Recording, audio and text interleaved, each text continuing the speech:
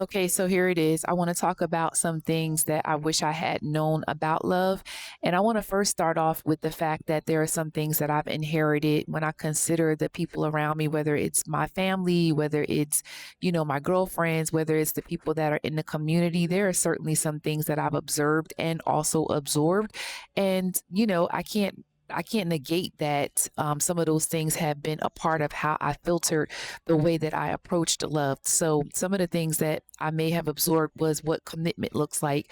I've absorbed what sacrifice looks like. I absorbed what it means to look away from things and resolve issues because it's not worth, walking away. And so somebody's got to concede.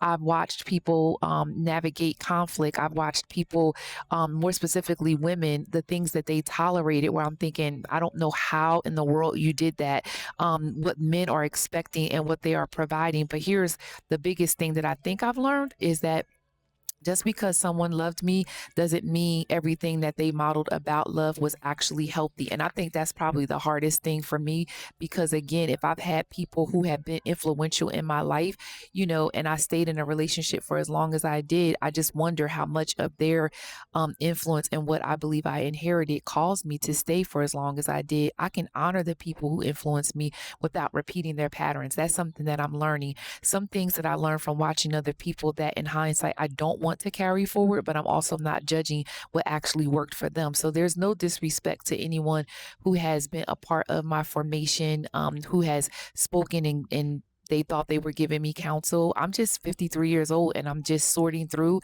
and recognizing that some of the things that I thought about love, what I'm learning about love, what I inherited about love, just means that my growth and my discernment is just a little bit different because I'm older. And so I can honor where I learned love without repeating everything I learned about it. The other thing is that I wish I'd known that familiar doesn't always mean healthy. Sometimes what feels familiar feels like home simply because we've seen it before. And what I've discovered is that we can make mistakes because familiarity and compatibility, I don't know. I just need to take a breath on that again. We can look at the mistake of like seeing people have chemistry, and we can think that that is also connection. People like I found my person or you complete me. And I could remember the movie. I think it was Jerry Maguire. It's like, yeah, no, you need to be whole. So one plus one in relationships for me never equals two. I think a whole person and a whole person brings a whole relationship. I think that we can mistake longevity for health because, again, if you go back and watch some of my other videos, you will see that I stayed in a relationship much longer than I should have. We can stay because something feels recognizable rather than because it's actually working because we're fearful of starting over. You don't have the energy to start over. And again, I'm a woman of a certain age. And so that is something that I have considered. And then sometimes we're comparing a current relationship to relationships that we witness instead of asking the question, does this relationship work for who I'm becoming, like who I am right now? The goal isn't to find something that looks like what we've always known. The goal is to recognize what is healthy for who we are now. So familiar isn't always home. You get it? Sometimes it's just familiar. That's all it is. It's just familiar. You're comfortable with it. I wish I had known that I can start at the same level and outgrow each other. Okay, let me slow down and talk this through. The person that I was dating for as long as I was dating them, we started at the same place. But I began to desire and want things because God never changed his mind about me. I didn't even know that God's hand was on me at the time that I started to even date this person, but God always knew that he had a plan for me. And as I began to surrender and yield to his plan, we just simply started to outgrow each other. And the challenges is that we stayed in it instead of seeing that we were growing apart. And so two people can genuinely love each other and still grow in different directions. You can start with shared values and shared dreams and interests and chemistry. And then what happens? Life, as it is happening to all of us. One of us starts to change. The other one is not catching up. And sometimes you're growing together and sometimes you're just simply growing apart. And sometimes the one person who begins to realize that they're growing apart, they're now challenged with, do I stay? Do I try to give space for this person to catch up? Do I recognize that we are no longer compatible? And I'm not the one who is always willing to do that. But yet I'm in a different stage of my life right now. So sometimes growth reveals incompatibility that wasn't visible at the beginning. And staying together for a long time doesn't necessarily mean that you're still going in the same direction. So here's what I want to share with you. We didn't necessarily fail at love. We just simply grew in different directions and our lives separated.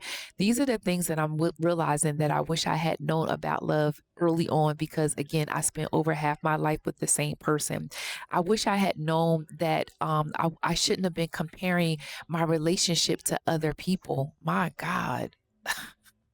I just need a minute on that one. I wish I had considered that I should not have been comparing my relationship to other people. I've looked at other relationships and I thought things like, why don't we have that? Why doesn't my relationship look like theirs? Why does that partner do that? Why am I not doing that? Why am I not able to respond with the same grace and meekness as this other person? And why does their relationship seem to be so much easier? I didn't realize that it was between me and that person and that I should not have been comparing. But comparison doesn't always give you the kind of clarity that you're thinking. That's what I learned. You don't know what happens when the cameras are off. You don't know when people go behind their closed doors. You don't know what they're actually sacrificing. You absolutely don't know. You don't know what conversations are happening behind closed doors, and you don't know whether what you're admiring would be actually something that would satisfy you. You just see the highlight. You just simply see the highlight of what they're letting you see. And other people's relationships can give you ideas, and they should not become your measuring stick. So instead of me asking, do we look like them? I'm now asking, do we communicate well? Do I feel respected by my partner? Am I honoring and respecting my partner? Am I emasculating my partner? Can I be myself, or do I feel like I'm constantly auditioning to be someone's wife? Are we growing in the same direction? These are some of the questions that I'm asking myself. Can we build a life that we both want and enjoy? And again, it's okay, because maybe he wants to go fishing on a Saturday morning and maybe I want to go to the farmer's market. So my question is there reciprocity in the relationship? Because comparison can show me what I want, but it cannot tell me what is right for me. These are the things that I am considering when I think about what I've learned about love over the years. Here it is. I wish I had known that loving someone doesn't mean losing myself. Okay, let me just take a moment of silence, because there is a difference between compromise and self abandonment. There's a difference between me supporting someone and carrying someone. There's a difference between me being a partner, becoming responsible, and rather than me becoming responsible for another adult. As I said to you in other videos, my children are grown, 37, and one is soon to be 21. So I am pretty much an empty nester, and I'm not looking to raise a man. And I'm certainly not expecting for that man to think that he needs to be raising me. And I think, at least for me, and again, don't come after me, don't judge me, don't leave no comments in the chat that aren't helpful to me and for others who are coming back to watch this video. But I do wonder if many women were taught that being a good woman means giving more, understanding more, waiting longer, forgiving repeatedly, accommodating, and making it work. And somehow we lose ourselves. But eventually, what Lashay is doing is she's asking the question, where am I at in the relationship? Love should have room for two whole people, not just for one. I don't want to disappear inside of loving someone anymore. I don't want love to require me to become smaller in order to make the relationship work. These are the things that I'm learning about love. I wish I had known how much the past comes with you.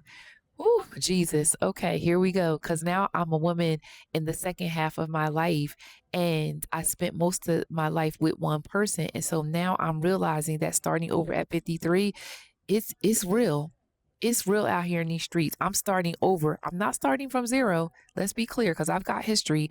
I'm bringing my history with me, and I'm bringing some lessons with me as well. And that's important for me to recognize and not absolutely throw out. I'm bringing my disappointments. I'm bringing my betrayals. I'm bringing moments when I didn't feel worthy. And so the other day, without telling on myself, but telling on myself, me and my guy were on the phone and we were talking for probably over 30 minutes. And he then texted me and said, I had a dream about you, but it felt so random. So instead of me saying, hey, babe, what did you dream about me? I was just like, oh, that feels random. Like, was that for me? Why? Because it felt triggering. I don't know why. But it did. So sometimes I'm bringing fears into a relationship, and that person didn't create the fear. He's done nothing to cause me to feel this way, but I'm being honest about where I am. And so this person I'm with today shouldn't have to pay for what someone else did to me. Take a moment, take that in, because I'm talking about some things that I wish I had known. I wish I had known that healing changes how you love. When you heal, your tolerance can change, your standards can change, your boundaries can change. Okay. I'm talking about what I wish I had known early on about what healing does for me. Your definition of peace, it changes. Do you get what I'm saying to you? Once you have been in love and you've had your heart broken and then you go into a new relationship, when you are completely healed, it's not the other person's it's not the other person's responsibility. Please get healed before you move into another relationship, before you hurt yourself and injure the other person. What I know is that I can feel uncomfortable about my previous situation, but I don't want what I used to do and be to impact what can be so beautiful in this new situation. I'm sitting outside right now and I'm having a hot flash, so y'all bear with me. Let me take a moment. Don't judge me. Listen, for all the women who are in menopause or perimenopause, just put in the chat, girl, I identify. Okay, here it is. Healing doesn't change what hurts me, it changes what I'm willing to call love. And so, again, here it is. I wish I had known that starting over at 53, it's just simply going to be different. I'm not trying to be a younger version of myself. I'm not. At 53, I am seeing things very differently. I'm not interested in spending years convincing myself that something is going to become what I need it to be. I'm not interested in auditioning for someone else. I've said that multiple times. Go back and watch the other videos. I am not interested in confusing potential with partnership. I'm asking the questions, I'm collecting the data, and I'm being very clear in this stage of my life. I'm saying I understand myself just a little bit differently. For the one other woman that's on the other side of this camera, I want to encourage you to consider the same thing. Understand what your peace looks like at this age, because what peace looked like for me, I was tolerating. Oh, yes, I was tolerating a whole lot. And again, I'm not talking about that other person. I'm talking about me, and I'm talking to the other woman who can identify with me. And now that I'm starting over doesn't mean that I'm starting from scratch, because I got enough history to know that peace just simply looks different from me. I'm starting over with wisdom that I didn't have before. I'm starting over with wisdom that I did not have before. I'm starting with wisdom that I did not have. That's worth repeating, because I'm 53, I'm not 33. I'm not starting over empty handed. I'm starting over with everything that life has taught me. Here it is. Here's another one. I wish I had known that choosing yourself isn't the opposite of love. It is okay to choose yourself. Go back and watch the video from the day before, because for a long time, women can be taught that choosing themselves is selfish. It is not. Let me look you in the camera. Let me look right in this camera. It is not selfish to choose you. But there comes a point where self respect has to be a part of the equation. Choosing yourself does not mean that you don't love the other person. It actually means you do love the other person, because you're recognizing what you will and what you will and what you will not tolerate. So don't waste your time and don't waste their time. It means you understand that love cannot require you to betray yourself. Do not do that. Don't portray yourself.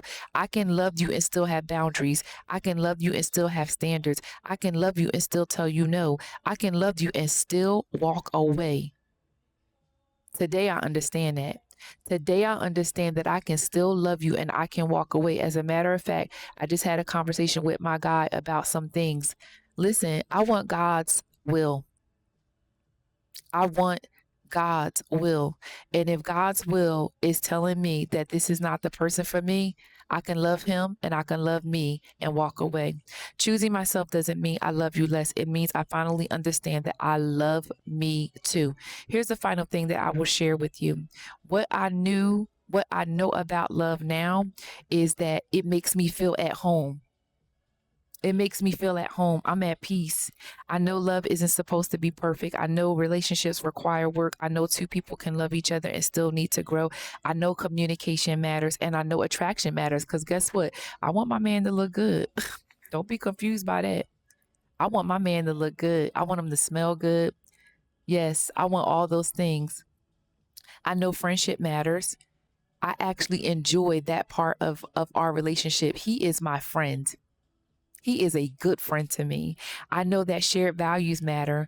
I know that emotional safety matter. When I tell you, whoo, let me calm down, honey. I might have to come back and do a part two to this one, because when I tell you I feel emotionally safe with this man, There's no question about that. I know that reciprocity matters. I give, you take. And guess what? He feels the same way because there was a time when I would hear people say, happy life, happy wife. This guy is like, no, we both going to be happy. You want to know why? Because he was hurt too. Another time. I'll come back. I'll talk about that. I know that peace matters. We both know that peace matters. I know that I cannot build a future based solely on what happened in the past. And I know that I don't want to spend the second half of my life trying to make sense of the first half. That's worth repeating. I know I don't want to spend the second half of my life trying to make sense of the first half.